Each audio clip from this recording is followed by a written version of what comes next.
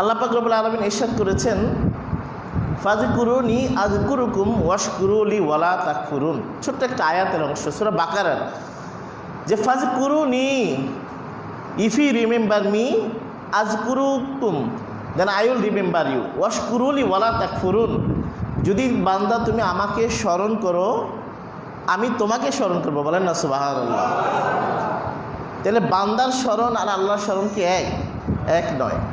আমি আল্লাহকে আমার বিপদে হোক, সুখে হোক, দুঃখে হোক, হাদিস শরীফে কিন্তু ইরশাদ রয়েছে, হাদিস শরীফে ইরশাদ হয়েছে, রাসূল পাক সাল্লাল্লাহু আলাইহি ওয়াসাল্লাম অনেক হাদিস শরীফে ইরশাদ করেছেন, বান্দা যখন দুঃখের থেকে, বিপদ আপদের থেকে যখন সুখে বেশি থাকে, যখন সুখ থাকে, মানে কোনো তখন বিপদ থাকে না, ওই সুখে থাকা অবস্থায় যদি আল্লাহকে বেশি স্মরণ করে, তাহলে আল্লাহ ওই বান্দাকে বিপদে পড়ার সাথে সাথে আল্লাহ সহযোগিতা করে। বলেন না সুবহানাল্লাহ। কারণ আমরা তো মানুষ হিসেবে যখন দেখা যাচ্ছি, যখন বিশেষ প্রয়োজন হয়, অনেক বিপদে পড়ি, যখন আল্লাহ ছাড়া আর কেউ নাই, তখন আমরা আল্লাহকে বেশি রাখি। অথচ আল্লাহ কিন্তু কোরআনে বলছেন, ফাযকুরুনি আযকুরুকুম ওয়াশকুরুলি ওয়ালা তাকফুরুন। তুমি যখনই প্রয়োজন পড়বে আল্লাহকে ডাকো, আল্লাহ তোমার ডাকে সাড়া দেবে। বলেন না সুবহানাল্লাহ। এবং সাথে সাথে বলেছেন ওয়াশকুরুলি, এবং আমার শুকরিয়া আদায় করো। এনিথিংস, এনিহাউ, যে কোনোভাবে হোক আল্লাহর শুকরিয়াকে আদায় করার জন্য আল্লাহ নির্দেশ দিয়েছেন। শুকরিয়াটা যে কোনোভাবে আদায় হতে পারে, আপনারা জানেন যে কোনোভাবে আদায় হতে পারে, দান সৎকার করে, নফল ইবাদত করে, আল্লাহর জিকির আসকার করে, যে কোনোভাবে আল্লাহর শুকরিয়া আদায় করা যায়। এবং সাথে সাথে বলছেন আল্লাহ ওয়ালা তাকফুরুন, করো আর না করো, বাট ওয়ালা তাকফুরুন, কখনো ইগনোর করো না, ডোন্ট ইগনোর, কখনো ইগনোর করো না, কখনো অস্বীকার করো না। বলেন না সুবহানাল্লাহ। এটা এই জন্যই বললাম, কারণ আমরা এই যে এত কঠিন পরিস্থিতি, বিশ্বে, সমগ্র বিশ্বে কঠিন পরিস্থিতির মধ্যেও আল্লাহ পাক রব্বুল আলামিন খাস করে মেহেরবান করে আমাদেরকে, আমাদের দেশে যতটুকু সম্ভব আল্লাহ হেফাজত করছেন, করবেন। এবং আল্লাহ পাক এত প্রতিকূলতার মধ্যে আমাদেরকে আজকে জুমার নামাজ মসজিদে আসার তৌফিক দিয়েছেন, এটা মানুষ কল্পনাও করতে পারেনি।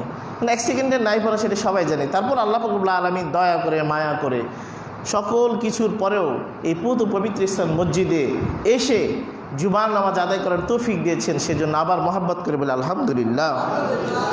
কারণ আল্লাহ পাক রব্বুল আলামিনের মাথার তালু থেকে পায়ের তালু পর্যন্ত আমরা মানুষ, সমগ্র জিনিস, আমার জন্ম থেকে মৃত্যু পর্যন্ত প্রতিটা জিনিসের শুকরিয়া তান আদায় করে কিন্তু শেষ করা যাবে না। এটা বাস্তব। আপনি প্রত্যেকটা জিনিসের জন্য, এই যে হাওয়া, খাওয়া, নিঃশ্বাস, এই যে বেঁচে থাকা, এই যে এত সুন্দরভাবে বেঁচে থাকা, এত কিছুর পরেও এমনভাবে বেঁচে থেকেও যদি আল্লাহর শুকরিয়া আদায় করতে না পারি, এটা মানুষ হিসেবে, মুসলমান হিসেবে, একজন ইমানদার হিসেবে এটা আমাদের অনেক দায়বদ্ধ থেকে যায়। সেই জন্যই আল্লাহ পাক রব্বুল আলামিন কোরআনে ইরশাদ করেছেন, ফাযকুরুনি আযকুরুকুম ওয়াশকুরুলি ওয়ালা তাকফুরুন।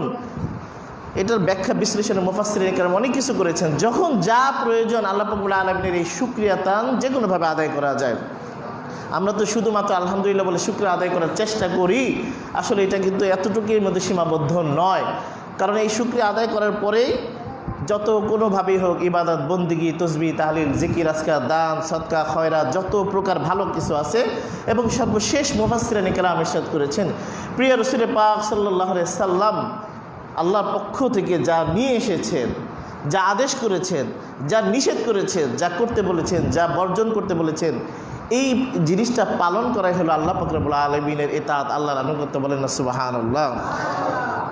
আজকে আলোচনা নিয়ে আসি খুবই স্বল্প সময়, আমরা একটা 10-5-এর মধ্যে শেষ করে দেবো ইনশাআল্লাহ। একটা 20-এর মধ্যে নামাজ পড়ে দেব। এবং আপনারা যারা সম্ভব হয়, আমরা নামাজের পরে মোনাজাতে ইয়ে করবো, আর মিলাদ হবে না আজকে আর। এবং যারা সম্ভব হয়, যদি বেশি সমস্যা না হয়, তাহলে বাসায় যে নফল ইবাদতগুলো বেশি করবেন, পরিস্থিতির কারণে আর কি, এগুলো বারবার উপর থেকে অনেক আসতেছে।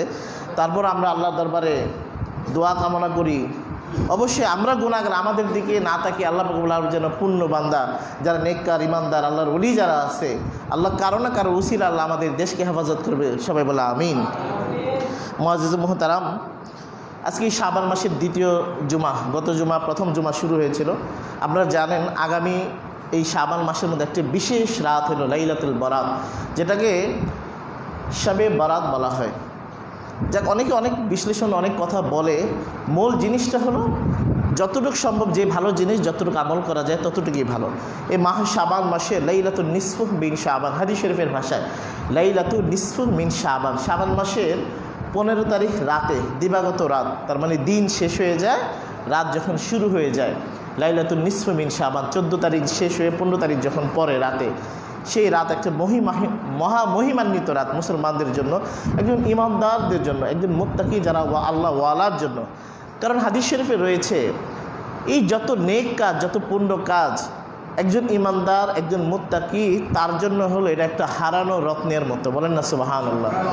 কারণ মানুষ তার জীবনে যত মূল্যবান জিনিস হারিয়ে যায়, সেটা খোঁজার জন্য, পাওয়ার জন্য সে তত পাগল হয়ে যায়, ঠিক কিনা বলেন?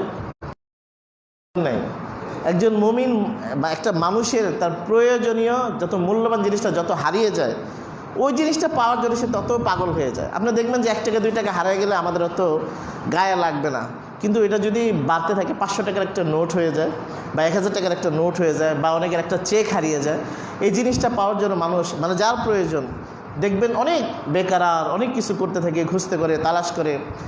তো এই যে আমল, এই আমল জিনিসটা হলো যে কোনোভাবেই হোক একজন ইমানদার মুত্তাকি যারা আল্লাহওয়ালাকে বেশি ভালোবাসে, আল্লাহকে যারা বেশি ভয় করে, মহব্বত করে, তারা যখনই যে কোনো ভালো কাজ পায় সেটা করার জন্য তারা বেকারার হয়ে যায়। বলেন না সুবহানাল্লাহ।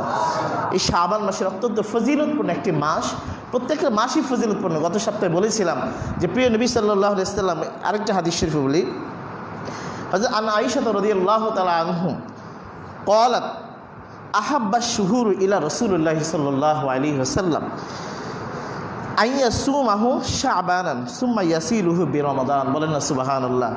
আয়েশা সিদ্দিকা রাদিয়াল্লাহু তাআলা, ইমাম বাইহাকী শরীফের হাদিস নম্বর 19 পৃষ্ঠা 113 নম্বরে এই হাদিস শরীফ উল্লেখ রয়েছে। আয়েশা সিদ্দিকা রাদিয়াল্লাহু তাআলা বর্ণনা করছেন যে আহাব্বা শুহুরি ইলা রাসূলুল্লাহি সাল্লাল্লাহু আলাইহি ওয়াসাল্লাম, প্রিয় নবী সাল্লাল্লাহু আলাইহি ওয়াসাল্লাম এই শাবান একটা মাসকে খুব বেশি মহব্বত করতেন। বলতেছেন আইয়াসুমুহু শাবান, এই মাসটা এত মহব্বত করতেন যে এই মাসে উনি অনেক বেশি নফল রোজা রাখতেন। বলেন না সুবহানাল্লাহ। গত শুক্রবার একটা হাদিস শরীফ বলেছিলাম যে হযরত উসামা বিন যায়েদ রাদিয়াল্লাহু তাআলা একটা হাদিস শরীফ বর্ণিত হয়েছিল যে প্রিয় নবী সাল্লাল্লাহু আলাইহি ওয়াসাল্লাম এই শাবান মাসে রমজানের পরে এত বেশি নফল ইবাদত, বেশি নফল রোজা রাখতেন। সাহাবায়ে কেরাম রাদিয়াল্লাহু তাআলা তাকে জিজ্ঞেস করলেন, প্রিয় নবী সাল্লাল্লাহু আলাইহি ওয়াসাল্লাম ইরশাদ করলেন যে এই মাসটা সবচেয়ে বরকতপূর্ণ, প্রতিটি মাসই বরকতময়, কিন্তু রমজানের পূর্বে এই শাবান মাসকে প্রস্তুতির মাস বলা হয়েছে। যে রমজান মাস আসতেছে, সারাদিন রোজা রাখতে হবে, অনেক ইবাদত করতে হবে, যতটুকু সম্ভব হালালভাবে থাকতে হবে, চলতে হবে, অনেক কিছু। এটাকে পরিপূর্ণ করার জন্য এই শাবান মাসের নবীজি এত নফল রোজা রাখতেন, কখনো রাখতেন বেশি বেশি, কখনো আবার মাঝে মাঝে ছাড়তেন। এই নফল রোজা এত ফজিলতপূর্ণ, সাহাবে কেরাম রাদিয়াল্লাহু তাআলা আনহু জিজ্ঞেস করলেন, ইয়া রাসূলুল্লাহ এই এত রোজা কেন রাখেন? নবীজি বললেন যে এই শাবান মাসে আল্লাহর দরবারে আমলগুলোকে যখন তোলা হবে, আমি নবী আশা করি যে ওই অবস্থায় যেন আমি রোজাদার অবস্থায় থাকি। বলি সুবহানাল্লাহ। তো আয়েশা সিদ্দিকা রাদিয়াল্লাহু তাআলা বলতেছেন আইয়াসুমুহু শাবান, নবীজি সবচেয়ে এই শাবান মাসে এত বেশি রোজা রাখতেন। সুম্মা ইয়াসিলুহু বিরমাদান, রোজা রাখতে রাখতে রাখতে রাখতে শেষ মুহূর্তে দেখুন রমজান চলে আসতে। বলেন না সুবহানাল্লাহ। আমরা বুঝতেই পারতাম না যে কখন রমজান চলে আসলো। নবীজির এই রোজা রাখা অবস্থায় দেখে আমরা রমজানের কথা ভুলে যেতাম। আর এই রোজা রাখতে রাখতে নবীজি দেখতেন কি সামনেই তার 2 দিন পর আর 3 দিন পর শাবান মাসে লাইলাতুল নিসফ মিন শাবান। হাদিসের অনেক বর্ণিত রয়েছে রাসূল পাক এত নফল ইবাদত করতেন, সাহাবায়ে কেরাম এত নফল ইবাদত বন্দেগী করতেন, রমজান যে চলে আসতে এটা তখন আর তাদের কষ্ট লাগতো না। দেখতেন আমরা যারা রমজান মাসের প্রথম 2-1টা রোজা রাখে অনেক কষ্ট হয়, কারণ সারা 11 মাস খায়া অভ্যাস হয়ে গেছে। আজকে হঠাৎ করে সারাদিন না খেয়ে অভ্যাস, অনেক কষ্ট হয়ে যাচ্ছে, কারণ যেহেতু ফরজ রোজা তো সেজন্যই। তো সেই জন্যই যারা মুত্তাকি আল্লাহওয়ালা তারা এই সমস্ত নফল ইবাদত বন্দেগীগুলো করে করে করে অভ্যাস হয়ে গেলে তখন আর তাদের কাছে রমজানের রোজা সহ অন্য আমল করতে এত কষ্ট লাগে না। যেমন যারা নফল ইবাদত, যারা নফল নামাজ বেশি পড়ে, দেখবেন ফরজ নামাজ তাদের কাছে ছাড়তে আর ভালো লাগে না, মসজিদে সবার আগে চলে আসে। এখানে না হোক যেখানেই সম্ভব হয় প্রয়োজনে গাড়ি থেকে নেমে আগে ফরজ নামাজ আদায় করে। যারা বেশি বেশি সম্ভব নফল ইবাদত করে, নফল নামাজ পড়ে, দেখবেন তাদের কাছে শুধু নামাজ পড়তেই ভালো লাগে। হযরত উমর রাদিয়াল্লাহু তাআলা আনহু হাদিস শরীফের ইরশাদের বর্ণিত হওয়ার পর মুফাসসির কেরাম রাদিয়াল্লাহু তাআলা আনহু এই হাদিসের ব্যাখ্যা তাফসীর করেছেন যে একজন ঈমানদারের তার ঈমান কতটুকু সবল আছে এই জিনিসটা বোঝার জন্য সবচেয়ে বড় জিনিস হলো যদি তার ভালো কাজ করার প্রতি আগ্রহ থাকে তাহলে বুঝতে হবে তার ঈমানটা তাজা হচ্ছে। বলেন না সুবহানাল্লাহ। আর যদি তার ভালো কাজ করার আগ্রহ না থাকে এবং তার বিপরীতে যদি খারাপ কাজ করার আগ্রহ বেড়ে যায় তখন মনে হতে হবে তার ঈমান আস্তে আস্তে দুর্বল হয়ে যাচ্ছে। তা আল্লাহ পাক রব্বুল আলামিন যেন আমাদেরকে ঈমান সবল রেখে নেক আমল করার তৌফিক দান করুক, সবাই বলে আমিন। আরেকটি হাদিস শরীফ আমি বলছি, সেটা হলো আল্লাহ পাক রব্বুল আলামিন কোরআন শরীফে ইরশাদ করেছেন, ওয়াদ্দা কাসীরুম মিন আহলিল কিতাব লাউ ইয়ারুদ্দুনাকুম মিন বাদি ঈমানিকুম কুফারান হাসাদান। তার পূর্বে একটি কথা বলে নিচ্ছি, কারণ আমি খুতবাতেই বলেছিলাম। আল্লাহ পাক রব্বুল আলামিন কোরআন ইরশাদ করেছেন, কুনতুম খায়রা উম্মাতিন উখরিজাত লিন-নাসি তা'মুরুনা বিল মা'রুফি ওয়া তানহাউনা আনিল মুনকার।